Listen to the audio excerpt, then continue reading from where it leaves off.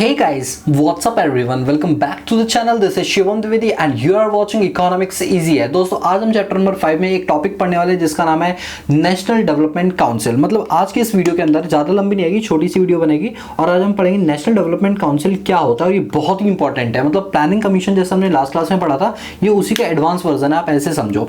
चलो एक काम करता हूँ, मैं आपके लिए पहले बेस बनाता हूँ, फिर आपको इसके बुक्स में आपके लिए रीडिंग लगाऊंगा, ठीक है। चलो बेस बनाने के लिए मैं आपसे बात करता हूँ। देखो क्या होता है सन 1950 में, देखो पहले इसको सही से रख देता हूँ। हाँ, जब हमारा देश आज़ाद हुआ था 1947 में, तब हमें ज़रूरत पड़ी कि भैया हमारी इकॉनमी को हमें रिवाइव करना है, दोबारा से पटरी पर खड़ा करना है। तो इसके लिए हमने क्या किया, सन 1950 में 1950 में हमने एक कमीशन बनाया और उसका नाम है प्लानिंग कमीशन।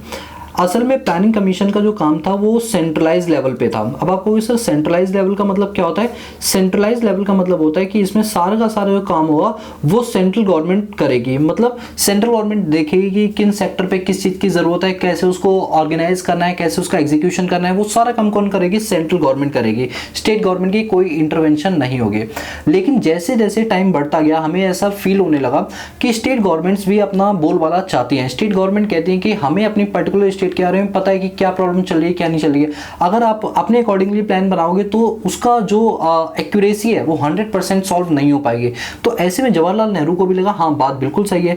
तो उन्होंने 1952 में इसी का एक बड़ा भाई, प्लानिंग कमीशन से भी बड़ा, आप कह सकते हो प्लानिंग कमीशन है एक छोटा है, इसका भी बड़ा रूप जो है वो दिया गया नेशनल डेवलपमेंट काउंसिल को। नेशनल डेवलपमेंट काउंसिल, ये जो नेशनल डेवलपमेंट काउंसिल है ये बेसिकली क्या है, अगर मैं सिंपल भाषा में बोलूँ तो आप ये समझ लो ये एक एम्प्लॉय है और ये उसका एक एम्प्लॉयर है, मतलब मालिक है, ऐसे समझ लो।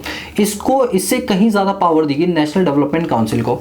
नेशनल डेवलपमेंट काउंसिल को कहा गया कि आप प्लानिंग कमीशन के बातों को सुनोगे कि वो क्या कर रही हैं और उसमें स्टेट का भी इंटरवेंशन इन्वॉल्व करोगे। किसका? स्टेट का। मतलब बोले तो स्टेट गवर्नमेंट भी अपना इन्वॉल्वमेंट करेंगे और दोनों मिलकर क्या करेंगे? पॉलिसीज को एग्जीक्यूशन करेंगे, जिससे कि बेहतर तरीके से समाज सेवा हो पाएगी। आप बात समझ रहे हो? तो इस वजह से इसको क्या किया गया? लॉन्च किया गया। अब आप जानते हो प्लानिंग कमीशन को 1 जनवरी 2015 को एबॉलिश करके हमने क्या बना दिया? इसको नीति आयोग बना दिया। नीति आयोग बना दिया और प्लस सेंट्रल गवर्नमेंट का, तो ये अभी भी क्या है? एनडीसी कहा जाता है इसको, नेशनल डेवलपमेंट काउंसिल। आई बात समझे आप लोगों को? जनरली क्या है कि जब नीति आयोग है, आज के में नीति आयोग में स्टेट गवर्नमेंट का इंटरवेंशन अपने आप आ गया, तो ये कहना बिल्कुल बेकार होगा। इसीलिए दोनों को बिल्कुल सेम पावर मिल गई एक तरह से। लेकिन आजकल क्या है कि 2015 से जब से नीति आयोग तब से इसकी वैल्यू घटनी शुरू हुई, क्योंकि इसकी कोई मीटिंग ही ऑर्गेनाइज नहीं की जा रही है। तो कुल मिला के मुझे आपको ये समझाना था कि जो नेशनल डेवलपमेंट काउंसिल है इसको क्यों बनाया गया। उसके पीछे का रीजन था स्टेट का इंटरवेंशन करना, क्योंकि स्टेट गवर्नमेंट भी चाहती थी बीच में इन्वॉल्वमेंट लेना, क्योंकि वो जानती है उनकी स्टेट में क्या सही है और क्या गलत है और किस तरह से काम करें तो ज्यादा अचीवमेंट मिल सकती है। बोलो क्लियर हुआ? ये छोटा सा बेस बनाया मैंने, रूट मैप बना दिया। अब जब आप इससे पढ़ोगे तो आपको ज्यादा क्लियर हो जाएगा, ठीक है। चलो पढ़ते हैं एक बार। चैप्टर नंबर 5 में हमें पढ़ना है नेशनल डेवलपमेंट काउंसिल के बारे में। तो ये देखो, ये है हमारी हेडिंग नेशनल डेवलपमेंट काउंसिल। अब आपको ज्यादा अच्छे से समझ आ जाएगा। देखो नेशनल डेवलपमेंट काउंसिल को जो है वो 6 अगस्त 1952 में बनाया गया था। जैसे आप जानते हो ना, मैंने अभी आपको बताया था कि सबसे पहले प्लानिंग कमीशन बनाया था 1950 में, फिर 1952 में क्या बनाया गया था? नेशनल डेवलपमेंट काउंसिल बनाया गया था, एनडीसी। किसके रेजोल्यूशन से? कैबिनेट सेक्रेटरीट से। मैं आपको बता दूं, जैसे प्लानिंग कमीशन किसी एक्ट के थ्रू नहीं बनाया गया, ये नॉन स्टैट्यूटरी बॉडी, ठीक उसी तरह से नेशनल डेवलपमेंट काउंसिल भी एक नॉन स्टैट्यूटरी बॉडी है। मतलब इसके लिए कोई एक्ट पास नहीं किया गया पार्लियामेंट में, ठीक है। अब क्या है यहाँ पर देखिए, the central plan were launch in the state. देखो क्या किया गया, इस तरीके से प्लान को बनाना जिसमें स्टेट का भी इंटरवेंशन आए और यूनियन टेरिटरीज का। आप जानते हो 7 यूनियन टेरिटरीज हैं, उन 7 में से जो पुडुचेरी और जो दिल्ली है, इनमें 2 में तो काम चल रहा है, इनकी गवर्नमेंट है सेंट्रल लेवल पे, स्टेट लेवल पे। लेकिन जो बाकी 5 यूनियन टेरिटरीज हैं उनमें एडमिनिस्ट्रेटर्स अपॉइंट किए जाते हैं, उनमें कोई गवर्नमेंट नहीं होती, ठीक है। तो कहा गया कि भैया हम चाहते हैं कि स्टेट का और यूनियन टेरिटरीज का भी इंटरवेंशन आए और उसके लिए क्या बनाया गया? नेशनल डेवलपमेंट काउंसिल बनाया गया।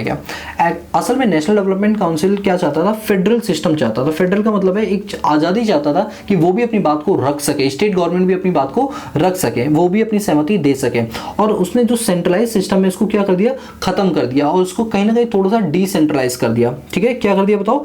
डिसेंट्रलाइज कर दिया। इसमें जैसे सोवियत यूनियन था, उसने जब प्लानिंग बनाई थी अपने पास 1928 में, तो उसने डिसेंट्रलाइज पॉलिसी को अपनाया और वही चीज हमने भी अपनाई अपने पास, ठीक है। तो लिखा गया था setting up of NDC can be consider step toward decentralize planning. NDC को बनाने का सबसे बड़ा रीजन जो था दैट वाज डिसेंट्रलाइज, कि पावर्स को अलग अलग हाथों के अंदर बांट देना। जो पावर पहले सिर्फ सेंट्रल गवर्नमेंट के पास थी, अब वो चीज स्टेट गवर्नमेंट और जो यूनियन टेरिटरीज के एडमिनिस्ट्रेटर्स हैं उनको दे दी जाए, ठीक है, उनको भी दी जाए, ये नहीं उनको दे दिया, उनको भी दी जाए, ठीक है। तो एनडीसी क्या सर्व करता है, देखिए सबसे पहली चीज है एनडीसी सर्व करता है एक ऑटोनोमस और रिजिड फेडरल सिस्टम, जिसके अंदर लोगों को अपनी बात रखने का मौका मिलेगा या गवर्नमेंट्स को अपनी बात रखने का मौका मिलेगा। जो नेशनल डेवलपमेंट काउंसिल है, इसमें जो मेन पर्सन होगा वो कौन होगा, प्राइम मिनिस्टर होगा, जिसको चेयरमैन बोलते हैं। इसमें बाकी सभी जो चीफ मिनिस्टर होते हैं सभी स्टेट के, वो भी उसके क्या होंगे, मेंबर होंगे। और ये जो इसकी पहली मीटिंग थी, ये आपके एमसीक्यू में पूछा सकता है, ध्यान से सुनना। जो इसकी पहली मीटिंग थी वो 8 या 9 तारीख को की गई थी नवंबर की 1952 में, क्योंकि बना 1952 में, और नवंबर की 8 और 9 तारीख तक इसकी मीटिंग चली थी। इसमें जवाहरलाल नेहरू जो थे वो मेन, क्योंकि तब वो प्राइम मिनिस्टर बन चुके थे, तो वो इसके क्या थे, मेन चेयरमैन था। बोलो क्लियर हुआ? यस सर, बिल्कुल क्लियर हो गया। अब जो एनडीसी होता है उसका मेन बेसिकली फंक्शंस क्या होते हैं वो जरा पढ़ लेते हैं एक बार। फंक्शंस की बात अगर हम करें तो सबसे पहला फंक्शन होता है कि वो फॉर्मुलेट करेगा पॉलिसी को हर स्टेज पर, जो भी इकोनॉमी के जितने भी स्टेज होंगे उनके हिसाब से क्या करेगा, पॉलिसीज को फ्रेम करेगा। वो वर्किंग प्लान्स बनाएगा उनके लिए, ताकि उस प्लान के मुताबिक हम अपने टारगेटेड तक पहुंच पाए। इसके बाद वो क्या करेगा, कुछ इंपॉर्टेंट क्वेश्चंस होंगे उनके वो आंसर करेगा, ताकि इकोनॉमी में डेवलपमेंट जो है वो बढ़ सके, कम ना हो बल्कि बढ़ सके। वो क्या करेगा, टाइम टू टाइम रिकमेंडेशन करेगा, और कोई काम ढंग से नहीं करा तो गाइडलाइंस जारी करेगा, और वो एक्टिवली पार्टिसिपेट करेगा अपने सभी कामों के अंदर, ठीक है। ये इसके क्या हो गए, बेसिक कुछ फंक्शंस हो गए। इसके बाद यहाँ पर एक सबसे अच्छी बात लिखी है कि जो एनडीसी है ना वो दो चीजों पर फोकस करेगा, कोऑपरेटिव और फेडरलिज्म। क्या मतलब है इसका, सुनो। कोऑपरेटिव और फेडरलिज्म का मतलब ये होता है, कोऑपरेटिव मतलब सबके साथ, मतलब आपको मैंने अभी जस्ट बताया, जब ओवरव्यू दिया था मैंने आपको एनडीसी का, तो मैंने साफ साफ बोला था इसके अंदर आपके पास सेंट्रल गवर्नमेंट भी होगी और स्टेट गवर्नमेंट भी होगी, मतलब दोनों के साथ काम करेंगे, इसे बोलते हैं कोऑपरेटिव। क्या बोलते हैं, कोऑपरेटिव। और फेडरलिज्म का मतलब होता है कि यहाँ पर कुछ फ्रीडम्स दी गई स्टेट गवर्नमेंट को भी इंटरवेंशन करने के लिए, जिससे स्टेट गवर्नमेंट को भी लगे कि हमें भी मेहनत से काम करना चाहिए, ताकि इकोनॉमी की डेवलपमेंट में उनका भी एक रोल प्ले हो सके। तो ये बहुत ही अच्छी चीज़ है, इन्होंने जो किया वो बहुत ही बढ़िया किया। इसके बाद क्या हुआ, कुछ टाइम के बाद आप जानते हो जो एनडीसी है, जब से नीति आयोग आया ना, जो प्लानिंग कमीशन है, इसी को हमने चेंज करके नीति आयोग बना दिया, बल्कि प्लानिंग कमीशन का एक एडवांस वर्जन बना दिया। आप जानते हो ना, अभी मैंने आपको बताया था कि जो प्लानिंग कमीशन है इसको 2015 में बंद करके नीति आयोग बना दिया। जब से नीति आयोग, तब से कहीं ना कहीं एनडीसी की जो मीटिंग्स है वो होनी खत्म हो गई है। ऐसा लगता है आने वाले टाइम में कहीं एक ऐसी गाइडलाइन आएगी कि आ जाएगा एनडीसी हमने खत्म कर दिया। हो सकता है, कोई बड़ी बात नहीं है कि ये गाइडलाइन आ जाए जो मैं बोल रहा हूँ अभी।